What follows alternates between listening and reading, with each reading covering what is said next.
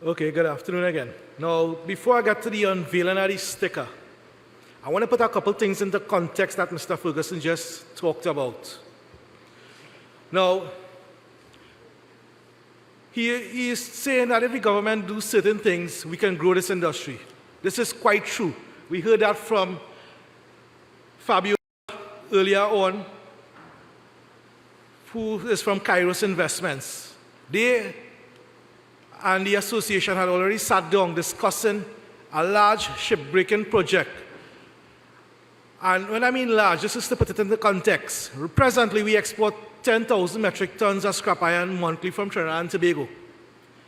This shipbreaking project will add another 30,000 tons at its peak when it's in operation. Could even be more.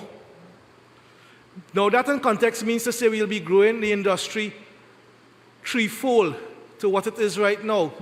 So that means to say where we bringing in possibly 42 million US dollars and where it is at its low point, we will bring in more foreign exchange, create more jobs. And that alone, the government should see is very important to work with our organization to grow it. So we do stress on asking the government to work alongside some of the things that we propose. As Mr. Ferguson said, we are in the industry. We understand how to take it forward. You're not in it every day sitting down behind the desk that we sit down behind, or in the floor, on the field, in the yards that we are. We don't understand it where we understand it. The association has gone further and has always been involved and engaged in all conventions on foreign soils. So we learn a lot. We understand the industry. We discuss stuff with other people from different places in the globe. We talk with investors. We look at equipment manufacturers that make the job easier. So this is the kind of things that we need the government to partner with it and listen to us when we make a call on certain things. Right now, the biggest call we are asking to curb the theft in the country is to put a temporary ban on the copper exports. It will cause all copper buyers to cease buying.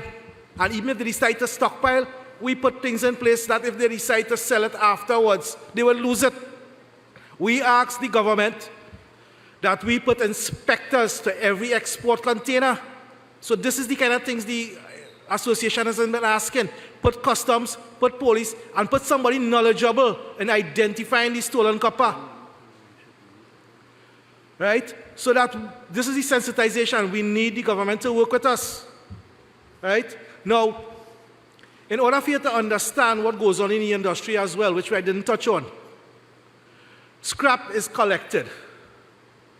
It is generally collected from various locations. The scrap in your neighborhood is collected generally from the van men, which we now call the scrap collectors. This scrap goes to the yards. Sometimes scrap comes from companies, the government and all, because the government is one of the largest producers of scrap in this country. So they are the biggest partner to us in the true sense. People don't know this. But state companies generate a lot of scrap. Back in the days of the full production of what is now Heritage Petroleum, which used to be Petrotrin, scrap was generated hugely from them. Each dealer used to be on a rotation basis long time. You apply for scrap from Petrotrin, and you end up with a rotation back then. So that is how the chain moves, and then it goes to the exporters. And it's the exporters that pays the exporters is that paying the scrap dealers. So now that people understand the context of everything, we decided to put short-term measures in place to get and to curb the theft. And one of these major short-term measures is the rollout of new measures that the van man, or what is called the scrap collector now, has to abide by. And one of these things is that they have a book that logs the items they buy on the street or collect, where they collect it from and who they collect it from, and their phone contact for these people that they get it from. So we can have a full traceability, or what is considered a custody traceability. Now, this is one of the moments we came here for this afternoon, the unveiling of our scrap collector identification sticker.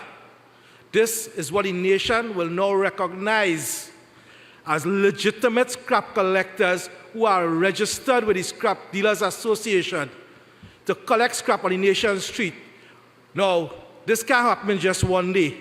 There will be a time frame where we'll allow all people involved in the collection of scrap on the street to come in and legitimately register with the correct credentials, which is your vehicle, a registered vehicle, with insurance, with inspection, and a valid driver's permit to be able to go out and collect scrap.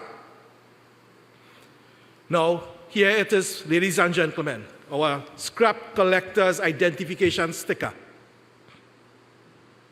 This is for the general public to be able to identify everyone who is legitimately collecting scrap from as of now.